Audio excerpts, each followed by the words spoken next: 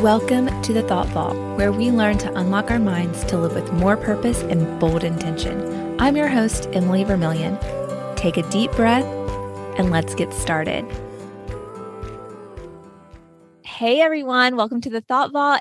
In today's episode, I have a special guest with me, Kim Lengling. She is an author, a freelance speaker, a freelance writer, I should say, a speaker, and she also has a podcast herself called Let Fear Bounce. It's focused on sharing people's stories over fear, how they've overcome it. It's an awesome platform and purpose and podcast. So check that out. She loves coffee and dogs, and she's hoping to change the world with each story that she's sharing. And I'm excited for her to be on today's episode to talk about her story and share with you all how her mindset has really helped her go through the things that she's experienced in life. And so without further ado, I want to turn it over to Kim, let her introduce herself and kind of give a bit about her story. And let's jump into all the details.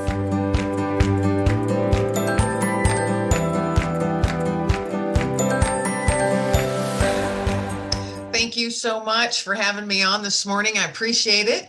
Yes. I love meeting new people and getting to share some stories that, maybe might help someone else sitting out there. Exactly. As you said, my name is Kim Lengling. I am an author and a writer. And actually, I just had a book literally just released last week. That's amazing. Yeah, congratulations. Thank you. It's the first volume of 3 volumes called When Grace Found Me. And it's 20 women from around the world sharing their stories of when grace found them. So that was amazing. Pretty exciting. I'm sure that was so fun to work on. And I love the title because it's so fitting. I mean, when grace finds us, who knows, what's going to come from all of that. So I love that. And you never know when it is going to find you. Mm-hmm. Exactly. Exactly. But my in a brief nutshell, just to start it off, I am a veteran, and I was in the Air Force. This was years ago. I'm dating myself, but it was over 30 years ago. Well, you look great. There, I had an experience in the Air Force that left me living with post-traumatic stress, and that was due to military sexual assault. That's a weight that you carry, and it does not go away. Yeah. It becomes a part of you, and you have to fill up your toolbox on how to live with that each day. Right. Took me years, I would say 12 to 13 years. I'm a very good wall builder. Yeah. At that time, immediately after the incident, looking back now, I can see that I did. I was building a wall as I was running away from where I was being kept. Right. And I remember running as hard as I could. It was really, really cold, middle of winter, snow was really deep. So I don't really care for winter anymore. But I remember as I was running, looking back now, I can see, like, with each step, and with each, labored breath that was coming, and it was so cold and it was hard to breathe. I was putting a brick in a wall, building it really strong. And I kept that wall firmly in place for 12 to 13 years. And the only thing with walls is it doesn't let anything out, because I didn't want anything to come out. I wanted it locked away, but it also doesn't leave room for anything to get in. And I didn't realize that because I was used to living with it. Right. And that's, I'm sure many, many people do the same. They just don't realize it. Yeah. And it was years later, my world came crashing down for other various reasons, as life happens to everyone. I found myself on my knees on my living room floor, and I didn't go to church. And let me preface this. I didn't believe in God, but I would also tell myself I didn't like him, which makes no sense because you can't dislike something that doesn't exist. Yep. And this is all in hindsight, and found myself on my knees on my living room floor, crying out to a God that I didn't believe in, and didn't go to church, didn't read the Bible. I was angry. I was very, very angry, very angry. And a lot of times I wasn't sure why I was, because I had locked stuff away, but I also realized I was bitter and unhappy. And my life fell apart.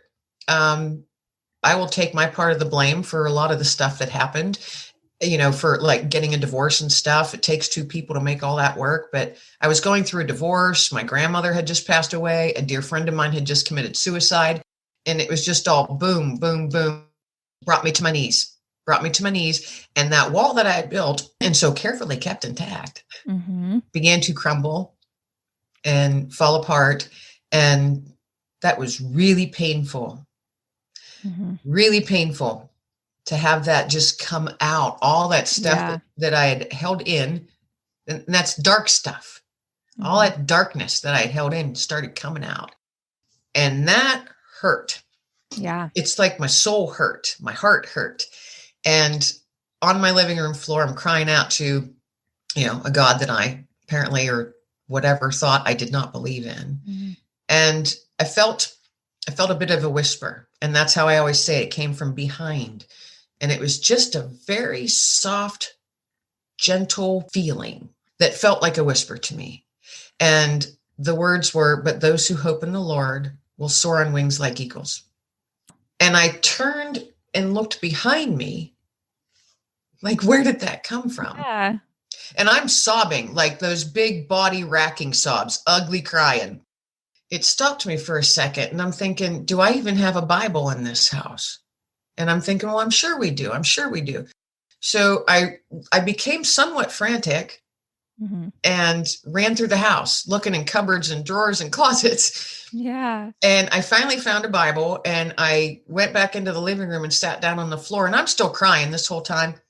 And I'm opening it up, and I'm like, I was becoming very frustrated because I'm going, I don't know how to find anything in this. There's no table of contents. There's no index.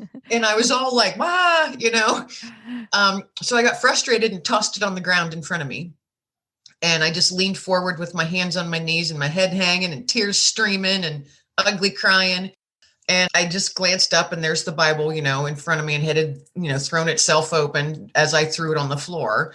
And I just reached my hand out and slid it towards me. And I remember looking down, and it seemed as if words just were jumping off the page. They were like highlighted.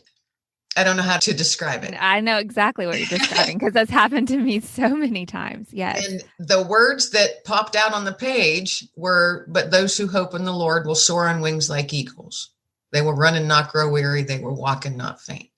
And I went, oh my goodness, that was just whispered to me. And that moment in time was a turning point for me. Now, did I become a full believer and beautiful Christian and walk the perfect path from that moment on? No. Right. I'm human. Yeah, exactly. And it's a process. We're all works in progress, and we all have our mess that we carry with us. Exactly. I think the key is to take your mess and turn it into a message. Took me a while, but that was a turning point for me. And I've never forgotten those few moments. And it's still, when I get in a tough, and we all have tough days because life happens. It's just going to, I try and pull myself back to that moment, and say, wow, he was there even when I didn't want him to be. Right. Yeah, exactly. And that was close to 15 years ago. Wow. And is the journey easy? Heck no. My pastor even said, now that, I got baptized. I now sing on the worship team at church. I go to church every Sunday. I'm a totally different person than what I was back then, simply because I have faith and belief. Yes. And I know who I'm covered by now, and I know who I am. Right. And no one can take away the fact that I'm a child of the one true King. Yeah. No one can take that away from me. So on those days that you have, living with PTSD, along with that comes anxiety, depression, sleepless nights, nightmares, all kinds of things. Right. And you learn to live with it, but you also get counseling. And I still see a counselor. And I have no shame in that. I used to, but now I don't. And I'm thinking, every time I speak to my counselor, I get another tool for my toolbox. I get another little nugget of something that not only helps me, but that I can share with others sitting in the same spot who may have never spoken about their experience. Yeah. And I think that's what's so incredible about having the confidence. And I think a lot of that does come from Christ, because we tend to be in our flesh and feel vulnerable and not want to be expressive of what's going on, because to some extent we all have pride. We all have the things, the type of person that we want to represent to the outside world. And so I think when we go through traumatic things and hurtful, painful situations, a lot of the time, like you already mentioned, you want to keep that in. You want to create that wall, have that border. You don't want to appear that there's something not strong about you, or not worthy, or all these types of different, words and phrases we can say about ourselves. And it takes Christ's spirit within us to have that confidence to like share and be open about it, because I know from my own experience, things that I'm not proud of or that have hurt me or have been traumatic for me, it takes so much energy to like share it, because it also forces the person to have to deal with it again. And I'm sure just like in that moment when everything came, at some point, I think a lot of us get in the habit of believing like if we just don't think about it, or if we don't allow ourselves to feel those emotions, it didn't happen. And so we can push it down, and we do a good job at that. We do a good job about, turning our head to that and not identifying by that. And in some respects, that's great, because it doesn't force us to live in that hard moment every single moment, but it's always underlying. And at some point it's going to come out. We're not strong enough to not face our demons and face the things that have truly hurt us, because we are made of flesh and we do have emotions. And I think a lot of times people too believe that if we're Christians, like we're not supposed to have bad feelings or bad days, and we're just like rosy and happy all the time. But in the Bible, there's so many examples of Christ himself he experienced every emotion. He had turmoil and angst and grief and all these things. Like he knows what all these emotions are, what they feel like. He created them.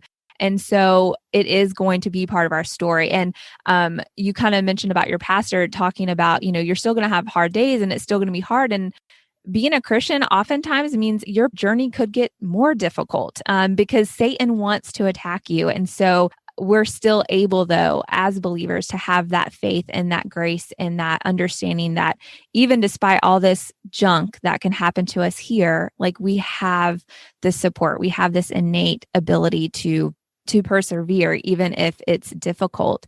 And so I can't imagine, I don't have a story similar to yours. I just know that we all have terrible things that we walk through.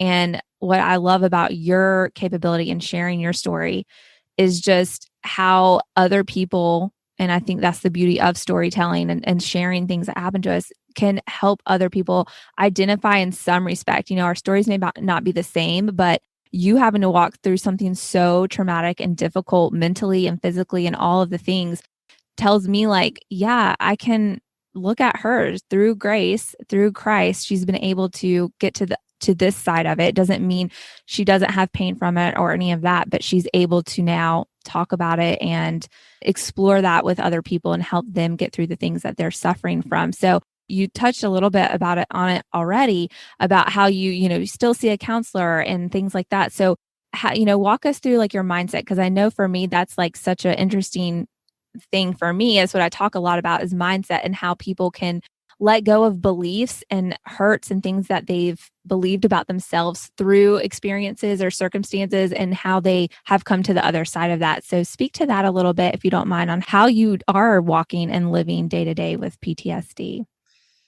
There are, and as I had mentioned, I continue to see a counselor because each time I get something new to put in my toolbox. Right. And each person is different in how they can deal with things and manage things. Mm-hmm.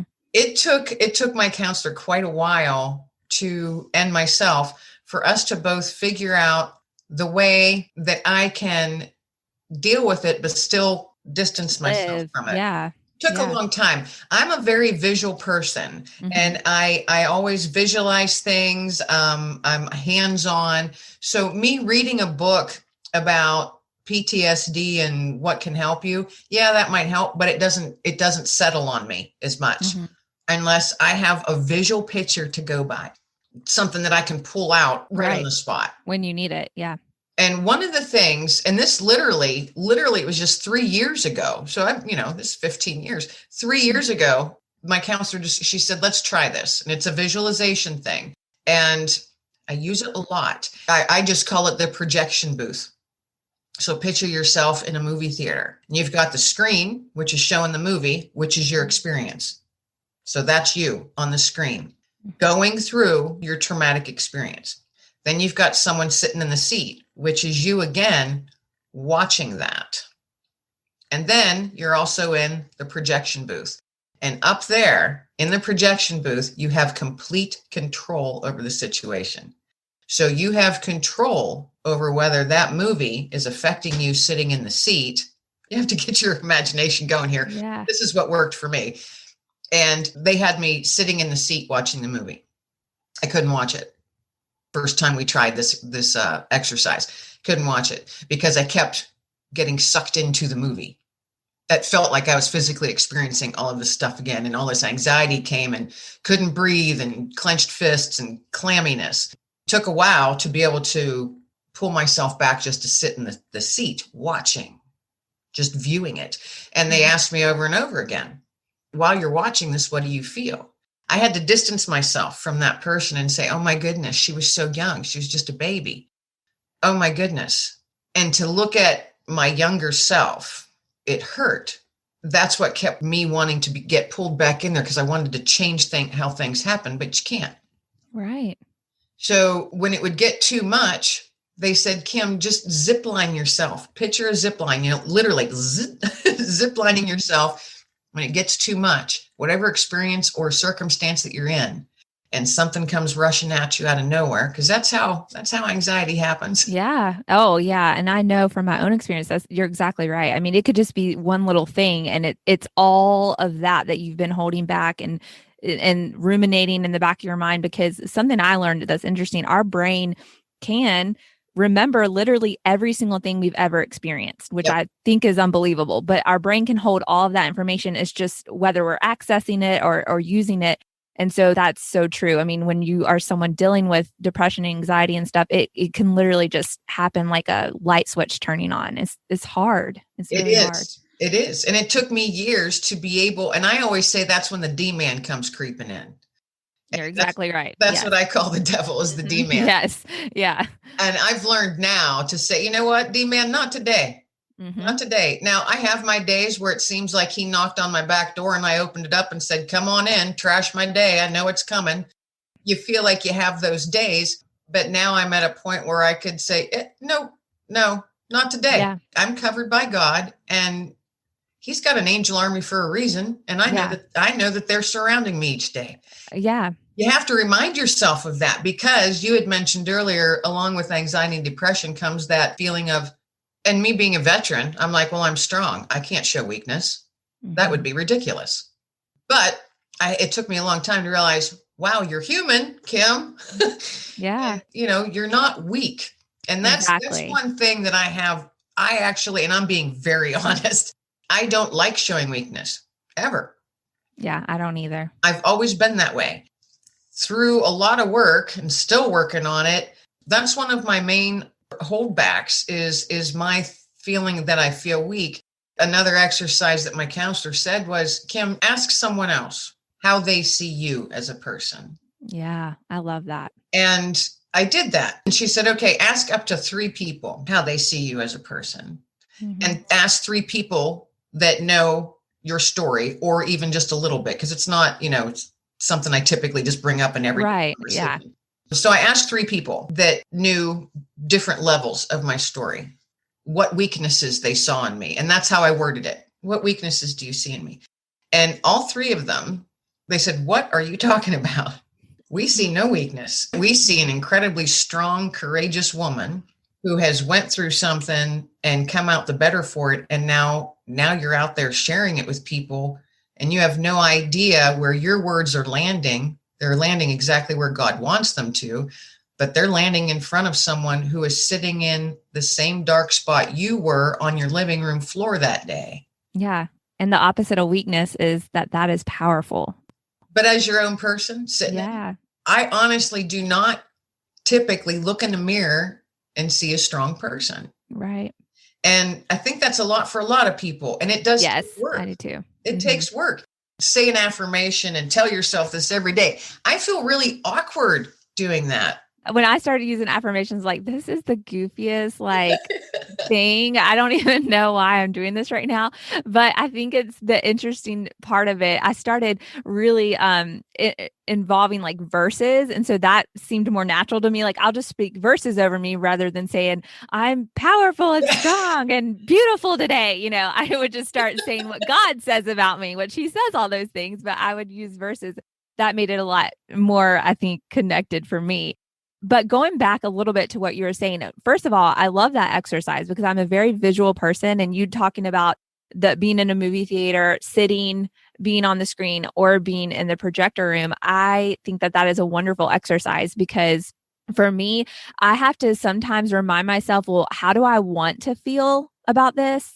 And I think that kind of equates to like the projector room, you know, like this is how I really want to like feel about this. And when we can connect our beliefs to what we're feeling, we have a lot more control over all that and a lot more strength in changing the image that we have of ourselves. I think people get stuck in, I mean, I'm speaking to myself on this too. I'm not above this, but we get stuck in identifying as our past or things that have happened to us or an offhanded comment that someone has said about us and we overheard them, or, you know, we start to just believe like certain things that we've been kind of conditioned through our life experience to believe about ourselves. And we just take that as for what it is. Like, you know, I am quick to anger. I'm just like an angry person, or like whatever your circumstance might be that you're telling yourself because you've like gone through this thing. But the beauty is through Christ, we are regenerated every single morning. Like every single morning, he literally physically gives us new baby brain cells to use each morning. And we have the chance at a renewed spirit and a renewed mind. And so having that as like my background to stuff, because just like you said, you're going to wake up. Some days you're going to be like, oh my gosh, like the devil is on my shoulder today. Like every freaking thing that could happen is happening. And I always laugh because my mom had told me this. I think it's an old wives' tale, but like bad things happen in threes. And so I swear that always happens to me. Like one bad thing happens and then like two more quickly follow. But it's just kind of recognizing like some days are going to be more difficult. I think that's where all this mindset stuff comes into play, because if you have those tools, you can like use the visualization tool that you learned, or just start telling yourself. And you mentioned this earlier, you're like, no, Satan, like leave. And that's something I've learned. Like if I have a feeling come over me, or if I'm just like in a really bad mood, I'll try to recognize it and just be like, no, like I'm refusing to be frustrated today. I'm not being frustrated today. Bye. I don't know why I'm feeling this way. You can leave now. And I think sometimes saying that out loud is helpful because it just helps us identify like, yeah, for whatever reason, I'm anxious today and I don't want to feel anxious. So tell that emotion to leave, you know? And I have to say it out loud because that's how it sets with me. Some people journal it, you know, or some people will read something out. To me, I literally have to say it out loud. Like, you know, and depending upon the day or the circumstance, I could be yelling it. Yeah, exactly. Yeah, I feel you. And I think we have to be quick to forgive ourselves just like Jesus is, because this kind of comes into play for me daily. Like I have 2 toddlers and I'm just like literally spinning around in circles all day, I feel like. And sometimes naturally I take out my frustration on my kids and I have to like tell myself, this is not their fault. And I have to audibly say, guys, I'm sorry. I'm frustrated right now. It's not about you. I'm sorry. I'm just aggravated right now. And it's funny because as I talk about my emotions, my children have now learned that. And so like, if they're having a bad time or something, my little 3-year-old will be like, I'm just so aggravated. And I'm like, because she hears me say that. But, you know, I'm like, okay, well, maybe she's going to be more in tune to her emotions, which is a good thing. But I think we just really have to train ourselves to accept an emotion and process it and move from it. So it's like, yeah, I'm ticked right now, but let's just move on. Let's let it go, you know, and try to go through that. So I know like you spoke to having this moment, and I love your testimony and being basically just cradled in God's arms in that moment when you needed it, and him basically revealing himself to you. So how has that intertwined with your healing and stuff, discovering God's presence in your life, after the fact? How has that all unraveled for you and helping you just get through this? It was a process at the beginning, slow going for me because I'm stubborn. Yeah. But looking back now, I can see God put the right people in front of me at just the right time. So my church family, I have an amazing church family. I'm really dear friends with the pastors and their wives, and they've been very instrumental in reeling me back in when all those little, I call them poison darts from the D-man, are just pinging at me all day long. Right. And they have this innate ability to either they reach out, they call, they email, or they text me, "How you doing today, sweet thing?" It always comes on a day when it's just being a really poopy day. Yeah, when you need it. Yeah. So I'm thinking, looking back now, I see God has put all this stuff in motion for me.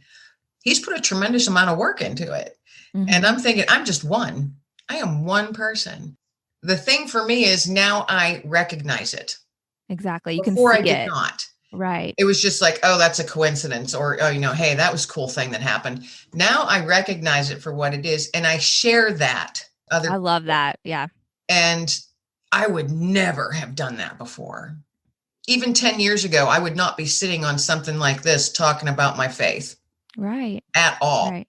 And I certainly wouldn't, feel the need to pray with a stranger out in public. And I've started doing that the last couple of years. I get these nudges, and that's what I call them, these little nudges. Yep. And it's like, you have to go pray for that woman, pray with her right now. And I'm going, oh, are you kidding me? I don't even know her. Yeah. Yeah. You need to. So I recognize in people so much more now. It seems like it's constant now, especially this past year. I'm recognizing, you look and you see something, you're like, that person is in such a dark spot right now. And then you get this nudge. You should be going up and talking to that woman and praying for her. And I'm going, are you crazy? That's going to make me look like a crazy person. But the nudge keeps coming. And I'm going, oh, okay. So I'm like this stubborn toddler with God sometimes. I'm like, really? You really want me to do this? Oh, yeah. I think we all kind of are sometimes, because he'll push you out of your box. And I think that's what's interesting, because once you start taking one small step in faith and just being like, okay, I'm doing this. I don't really know why I'm doing this, but it just all starts to open up, and you're like, wow, to really embrace being like the hands and feet of Jesus. Right. And in the everyday world. It's such a light. And I would say, in response to everything we've all had to walk through as a culture, just recent situations, that is small and it's rare. So unless we are truly doing it and being in tune to what God is trying to nudge us to do, those are the opportunities we have to just really help someone. And it feels uncomfortable, because I'm the same way. I'm an introvert at heart. And so to go and have to be pushed, but I know exactly what you mean, because I've had those same experiences. Tell that person thank you, or make a point to ask them how their day is. I've had those little nudges. You can see how it just brings life to people, and it's so helpful. And so I think that's important, that even through any journey that you have, you're trying to stay. My mom calls it staying in the light, stay in the light. It's easy to get caught up in the negative, and then the negative is so pervasive, because that's where Satan dwells, and he is a strong, God beats him every time, but he is strong. Yes, he is. And when he gets one little pick in you, it can just pick and become a huge thing. And so it's important that, like my mom says, try to stay in the light, try to get yourself back to the light, whatever that means. If it means uncomfortably walking up to someone when you're just in the zone and you have to pray for them, do it, because it's going to be life-giving for you too. I mean, right. It's going to change your perspective and help you stay in that light. That's how I came up in March, actually, when this whole, when the whole world went nuts. So I was sitting on my back porch and I'm thinking, there is so much fear right now. Yes. And you could almost feel it floating in the air. Yeah. And I live in the country. I'm not in a city or anything like that. And I'm thinking, I can feel it, and I will not let it land on me. I refuse to live in fear because of all this unknown. I'm not going to live in fear of the unknown. as I was sitting there thinking about that, and people were, I'd been talking to people and they were sharing their fears. Are their fears valid? Yes. I'm never going to put down someone else's fear. Right. But my thought for me personally, I was like, I've got to do something, because I'm not going to let that land on me. It would be too easy for me to sink down into my own darkness. I thought, I've got to and it was literally just a thought, I have to let fear bounce. Mm-hmm. And then I envisioned, you wake up each day and you put on the armor of God. The D-man's going to be sitting there going, twing, twing, Yeah, exactly. With his little arrow, and all his little minions are doing their job so well. I'm like, I need to have those ping off me. They got to bounce, got to let fear bounce. And so that literally for last year, and I'm going to keep using it, that's my saying for myself. Let fear bounce. I love it. I love the visual of it too, because it's so true. I mean, you have to, some things you have to let it just hit you and braze off and go away and not affect you. And I think that's why it's important that we learn tools and learn mindset hacks, you could call them, or tricks or whatever, to really help you just get back to true reality. Right. And sometimes we get caught in our situations and the pain and all that stuff that we feel like is our reality. Like, I'm never going to get past this. This is consuming. This is too painful. This hurts too bad. Like, I don't see how I'm going to survive this. And we just get caught in that reality, when the truth is God has everything is in his sight. And he is, just like you mentioned earlier, working all these different moving parts to be there for you and support and to get you through. And even in the midst of so much pain, you can always, kind of scoff like, okay, yeah, I know it'll get better one day, but it hurts right now. And I can so identify with that, because I've been told that, it's okay, it's going to work out. And while that is true, and I do believe that, it still doesn't take away the pain and the hurt that you're feeling. And so it's something you do have to process. And I think it's important, you've spoken to this too, it's a daily thing. It's not just you hear once someone's an addict, they're kind of always an addict, that's their thing, and they're having to make daily choices to stay healthy. And that's the same thing with mindset and depression and anxiety and those types of things, because your mind is where everything is harnessed. Your mind is where everything is flowing through, all your choices, all your decision making, all your feelings about yourself, and the way you interact with people and interact with people in your world. And so you have to kind of, just take on the armor of God and really understand that this is a daily thing. I'm not just going to snap out of it and go smooth sailing after that, or nothing ever as bad is going to happen to me now. I made it through that, nothing happens. And then people get knocked off their wall, and they're like, what? And then they can't cope. So it's important that we kind of have these things that we can lean on. And being someone who has Christ, it's just hard for me to imagine not having Christ in my life, because I honestly don't know how I would have made it through the things that I've had to walk through had I not known him. And so that's why I think it's so imperative that we do share our stories. And I think it's a wonderful thing that you're sharing your story, because for someone who doesn't know Christ yet, and to see and hear your ability to go through that, but still have a healthy, positive, joyful life, is such hope for people. And that's why it's important to share. So I'd love for you to share a little bit just how it has been, and you've kind of already touched on this, but how has it been sharing your story and connecting with people? How have you seen that help other people? When I first started, I didn't want to, I fought it, but I did it anyway. Right. And I'm one of those people, again, that's where my stubbornness comes in. And so that was probably a good thing for that. The more I share it, over the past years, it doesn't get easier. I'm not going to say that, but I know how important it is. And for whatever reason, God has his plan, and I'm supposed to share this, and I'm supposed to hurt a little bit while I do. Yeah. Because looking at it now, and I can see it in a much clearer light than I did years ago, if it didn't hurt, it wouldn't get through to others. And see, I get all worked up about it. I was 18 and I'm 53 now. And I look back and often wonder what I could say to my 18-year-old self. And then I look around and you see other people, young girls that are 18. I'm like, oh my gosh, they're so young. Look at them. They just look like babies. And then I have to remember and forgive myself that I was that young too. And I try and share that with people especially, other women, because I can see it in their eyes, and I can see you get in that bubble, and it's very, very hard to crawl yourself out. It is so hard because all you feel is dark and pain, and you don't think of reaching out. Right. And asking for help. Yeah, it's not on your radar because you're just right. No, to because get you're through just the day. yes, you're just so tightly packed in there.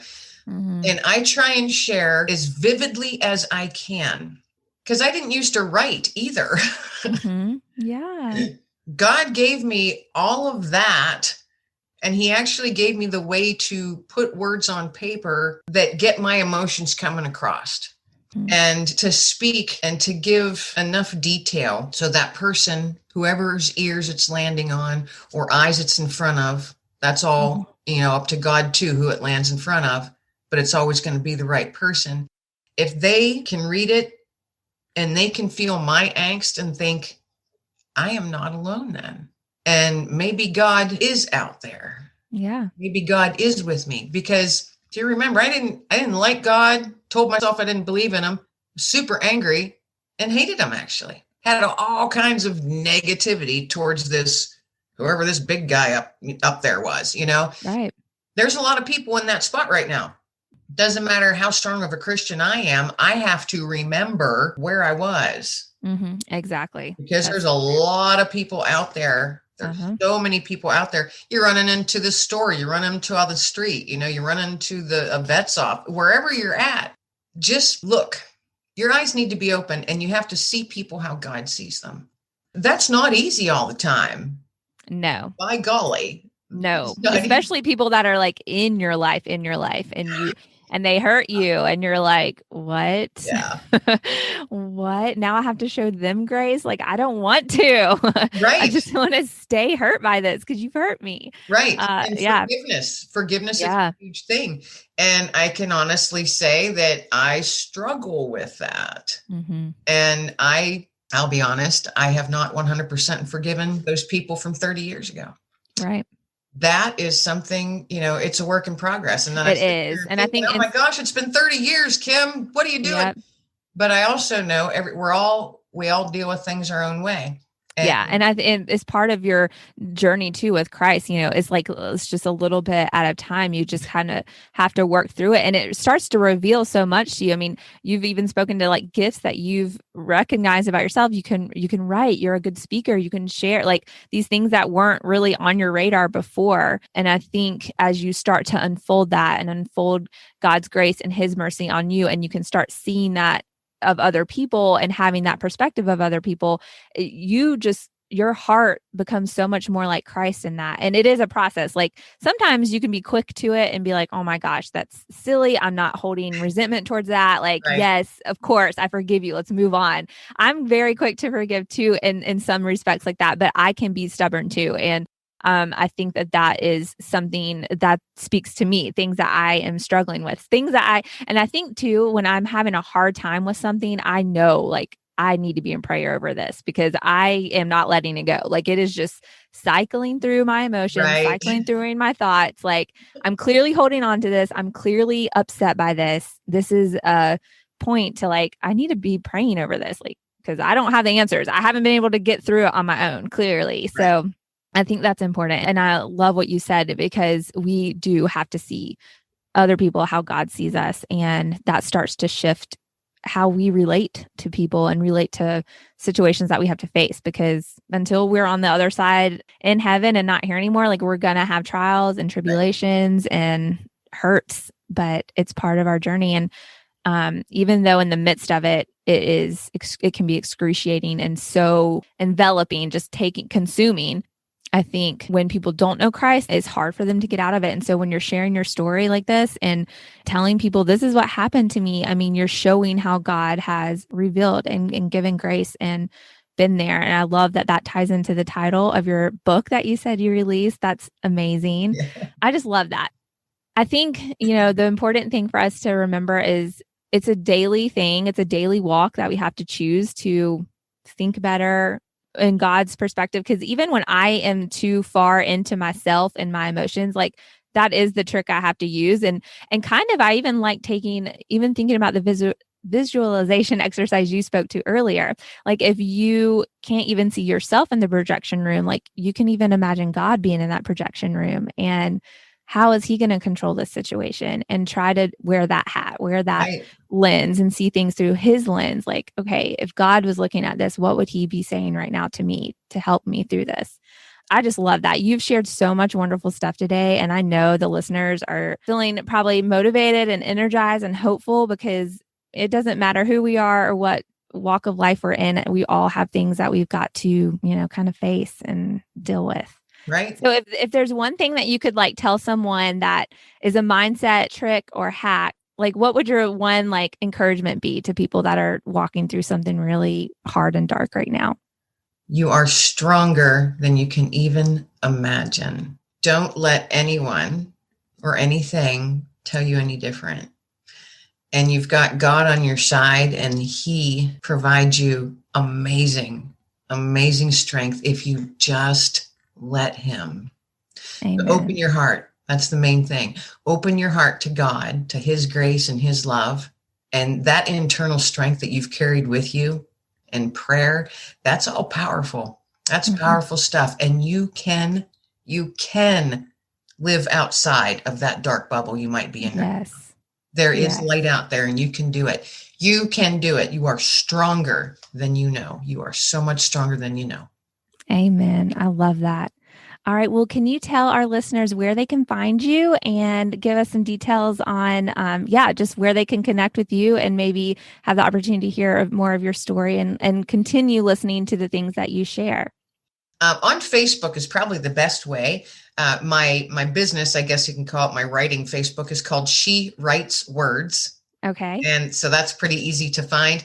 And then for the book, When Grace Found Me, that Facebook page not only shares about the book, but some of the other women's stories, little snippets, and other people are coming in and sharing. So it's kind of turned into wonderful, which is amazing. Yes, So that's actually just called When Grace Found Me. Okay, perfect. And if anyone's interested in the book, it is available on Amazon under Wonderful. When Grace Found Me. Oh, that's perfect. Great. All right. Well, let's close this episode out in prayer. And we are so glad to have had you, Kim. I know that this story has been a wonderful encouragement to people. And I'm just excited to see how these planted seeds are harvested for God's kingdom. And that makes me really excited. So thank you, Lord, today for this time together to just be in your presence, Lord, to hear how you have done a mighty work in our lives, God, and how we are capable through you, Lord, to redeem a bad situation for your glory, Lord, and to speak life into others so that they may know you and live with you as well, Lord. We just pray, God, that all of these seeds planted today are used for your kingdom and your glory. In your precious name we pray. Amen. Amen. Thank you, Kim. It was such a joy talking to you, and I enjoyed it so much. And I know that our listeners will be following up with some more, wanting to see more of what you're doing and all of that. So that makes me excited. So it was a pleasure talking to you today. Yeah, thank you so much. And so I hope that you have a wonderful day. So be well, stay well, and be blessed. Thank y'all so much for tuning into today's interview with Kim. I just believe in the power of sharing our stories, what God can do through that. And I am thrilled that I had the opportunity to share that story with you guys on today's episode. I wanted to remind you guys to jump into our Insiders Facebook group, The Bold Insiders. You can find that by going to boldpearls.com/insiders to get into our private Facebook group, where we just have a community of like-minded gals praying for each other, having extra trainings in there, our lives, prayer requests, just all kinds of things. It's a great inside group, and I want you guys to be a part of that. Also, don't forget about the new resource I created just for you guys called the Quick Start Guide for Living a Better, Bolder Life. You can find it by going to boldpearls.com/resources or click the link in the show notes. This guide is a step-by-step ebook for helping you improve your life physically, mentally, and spiritually. As a certified coach, I've kind of basically condensed all of my personal tools into this guide for you. I give away my tricks and tools for coaching myself through life, and I know it'll be a help for you as well. So be sure to check that out. And I just wanted to end this episode with our verse, Romans 12:2.